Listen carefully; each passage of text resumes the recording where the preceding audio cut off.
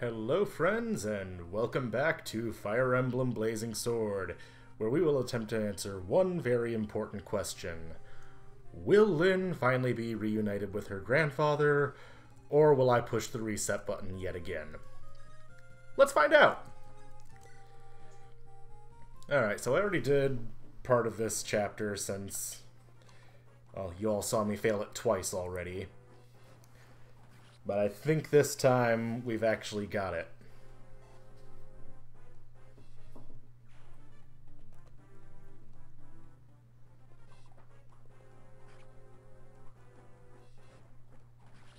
Florina's a little damaged, but that shouldn't be a problem so long as the archers don't get to her.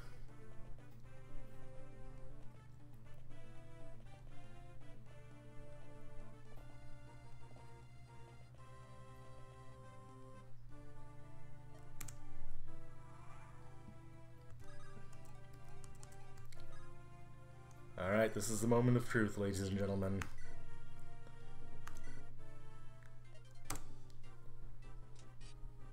There we go. I knew you had it in you, Lyn.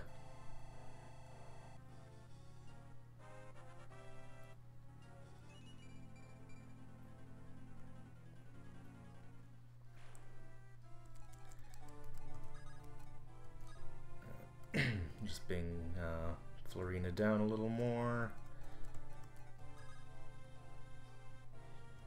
And Wallace can stay right there.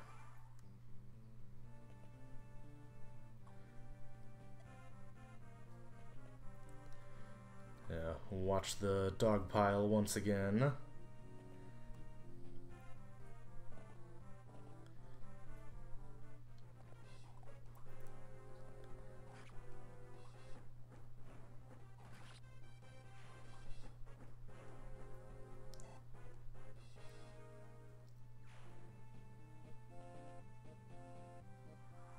One good thing about the fog is you don't necessarily need to see every single unit moving.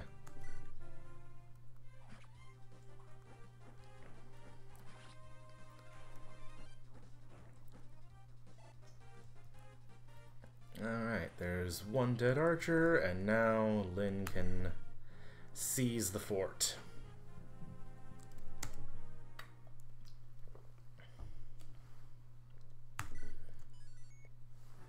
Alright, and now we're on to Chapter 10, the final chapter of Lyn's story, where Lyn will finally confront her grandfather's brother, Lord Lundgren.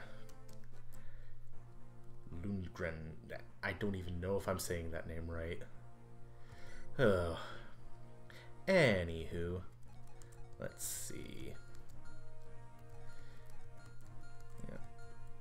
And I don't think we'll need Kent or Sane for this one. Just the ladies this time. Let's hope I'm right.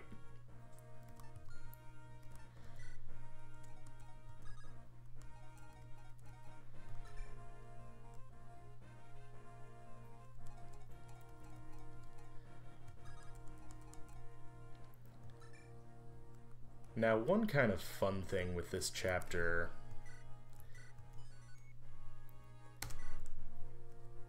if I really wanted to, I could just fly Lyn straight down here. But there is something in this village that I want to pick up, so we are not going to do that.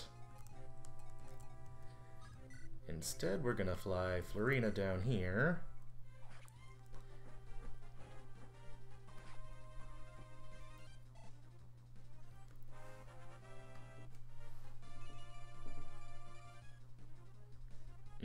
Nice level up for Florina. Nice.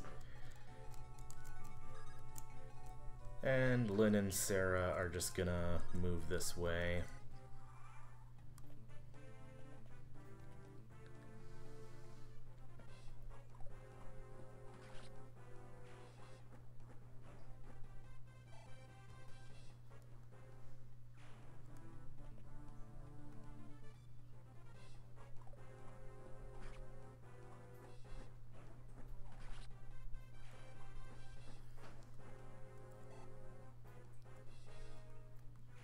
At this point, both Lynn and Florina are strong enough they can clean up pretty much anything on this map.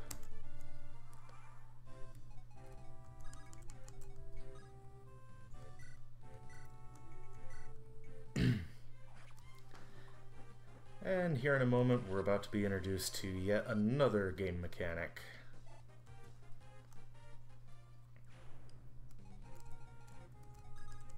This one, however, is not as prevalent as some of the others, thankfully.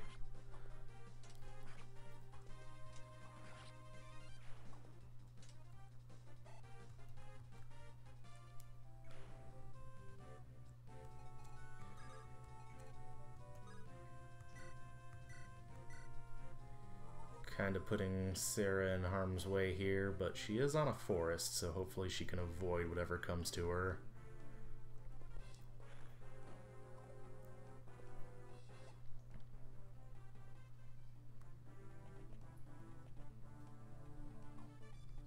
Good. And here we go, it's raining. Rain is a very interesting mechanic. It doesn't show up very often at all, and when it does, it just kind of slows down your units for a few turns.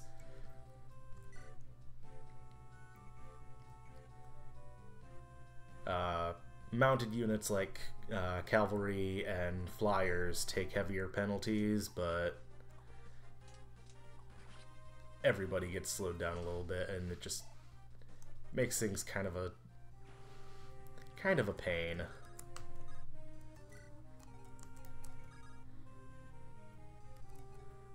Like here, Florina can only move 3 spaces.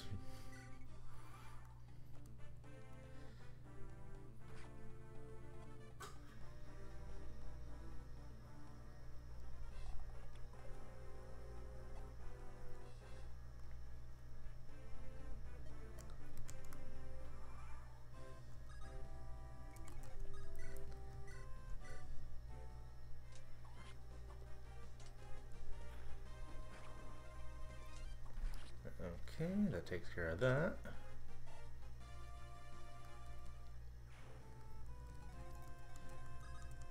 Another good thing about taking the long route on this chapter is it gives Sarah a little more time to earn some extra experience, because she's only level 3. And if I ever want to promote her, which I kinda do, she'll need to get up to at least 10.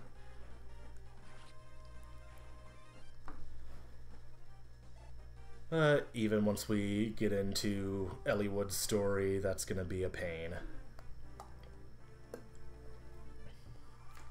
Unless I can get a hold of some higher level stabs that give more experience.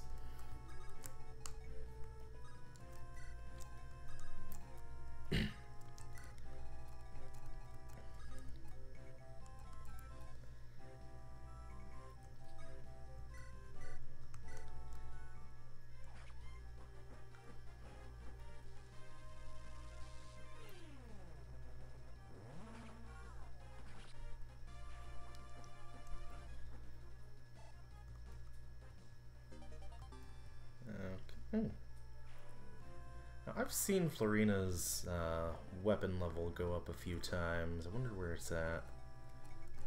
That's probably another thing I should talk about a little bit. Okay. Every unit has a ranking in whatever weapons they are proficient with. So Florina and Lynn have an A in lances and swords respectively, and Sarah has a C in her staves. Now what that translates into is what types of weapons they can use. Each weapon will have its own rank, and a unit has to have that rank or higher to be able to use it. So we see that the Iron Sword is a E rank. Manicotti is a preferred weapon, so it doesn't have a specific rank that Lynn needs to be at, because it's a weapon that only she can use.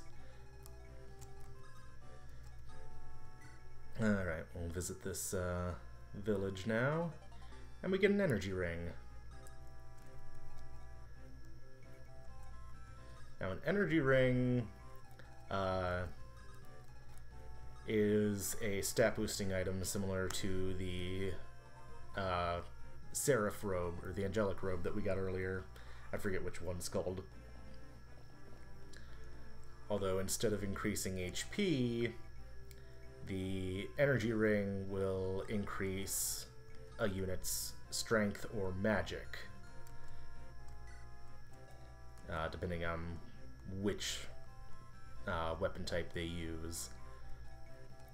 And actually, I was originally planning on giving that to Lynn, but I might actually give it to Sarah.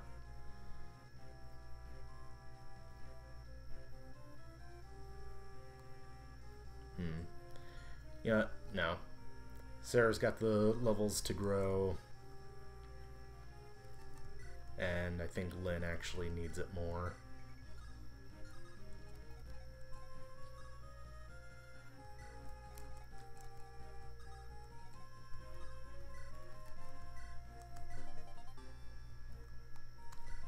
Alright, so now Lynn has a strength of 11. That should make things a bit easier for her from now on.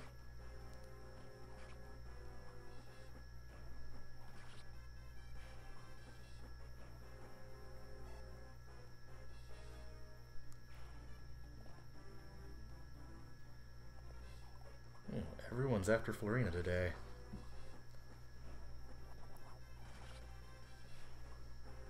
That's alright, just give her all that experience. She's going to be carrying the team later.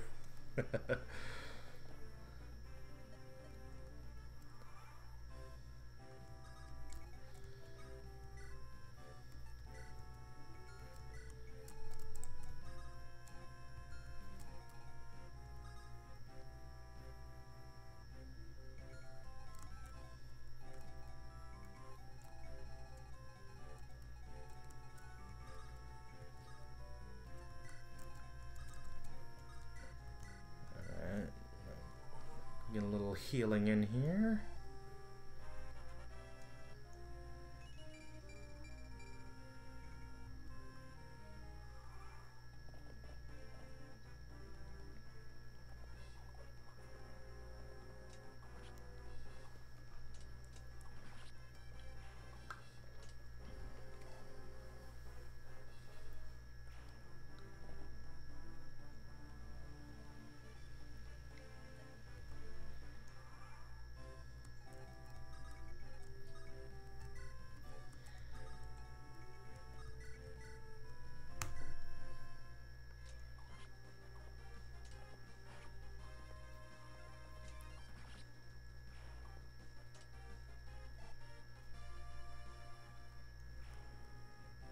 Now we actually do have a couple shops down here where I could get some weapons that would be effective against the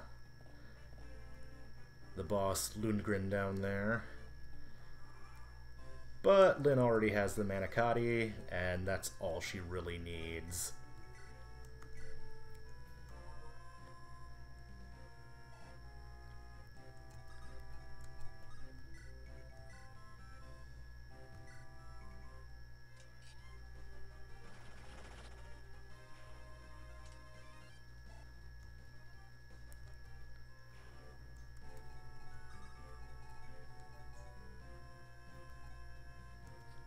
Oops.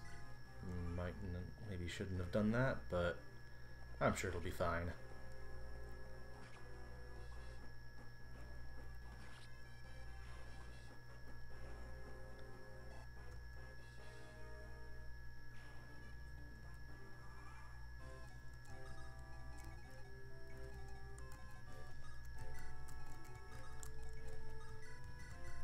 Well, that's just another chance for Sarah to get some healing done.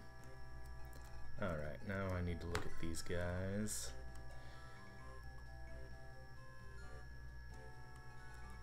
Alright.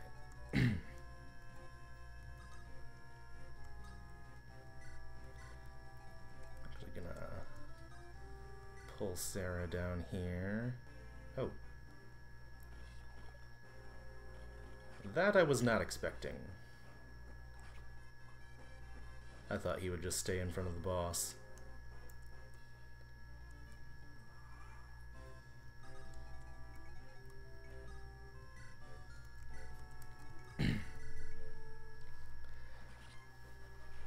Oh, that's alright though. That just clears up the way for Lynn.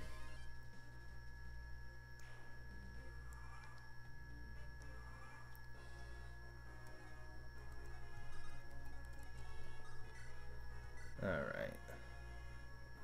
Ooh. Oh.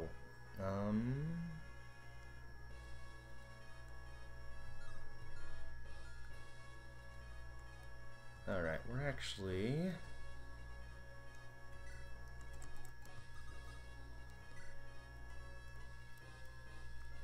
Stop right there and see if we can't trick him into using the javelin. There we go.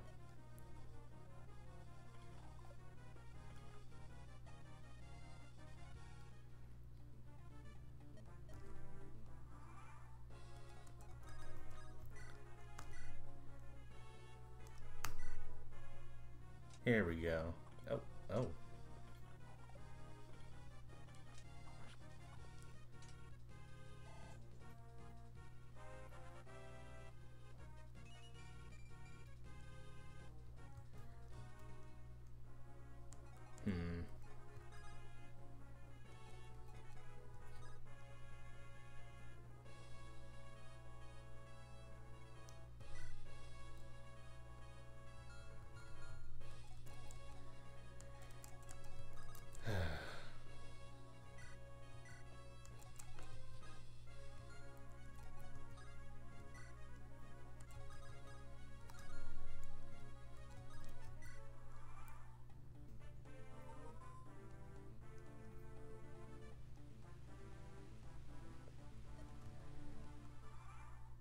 Looks like this is going to be a bit more of a pain than I anticipated.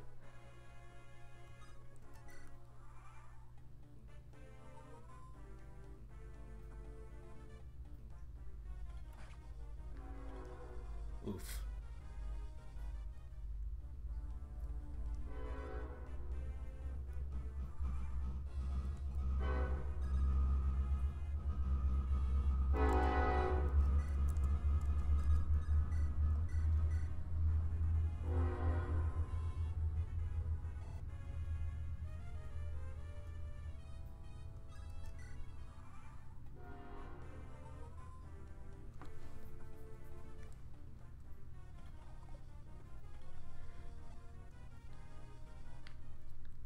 Well, I could be here for a minute, folks.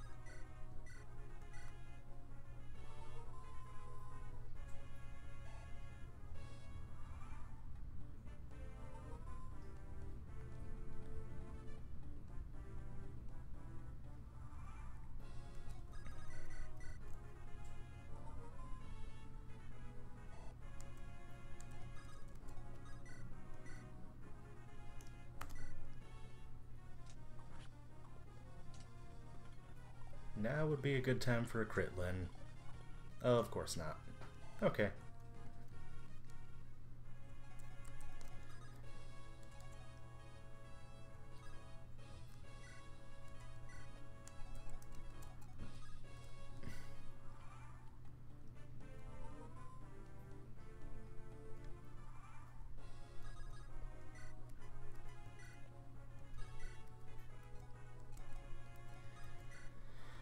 Oh. Okay. At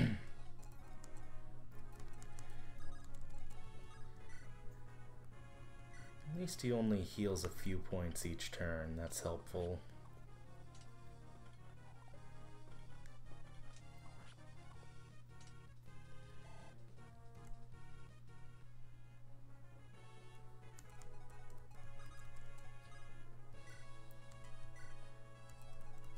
I swear, if her last hit on him is going to be the crit, that's where it's going to come out.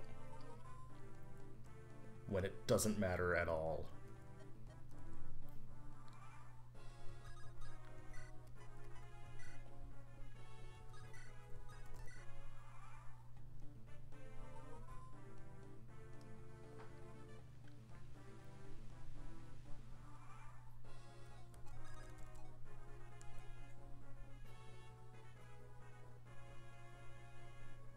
Oh, shoot.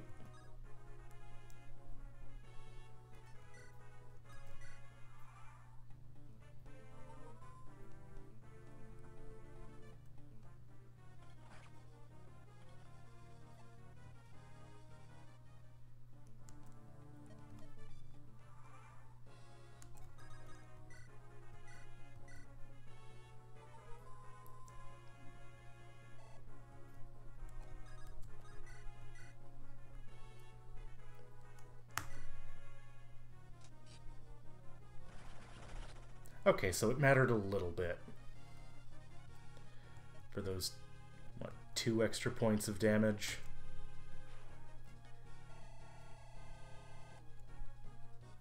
And there we go. That is Lord Lundgren.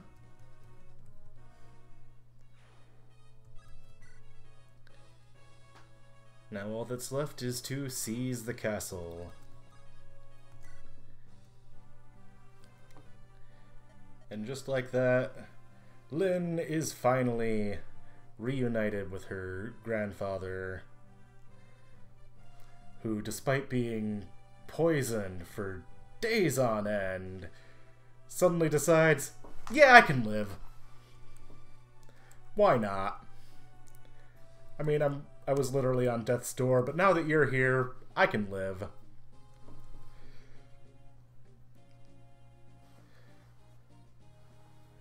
Oh.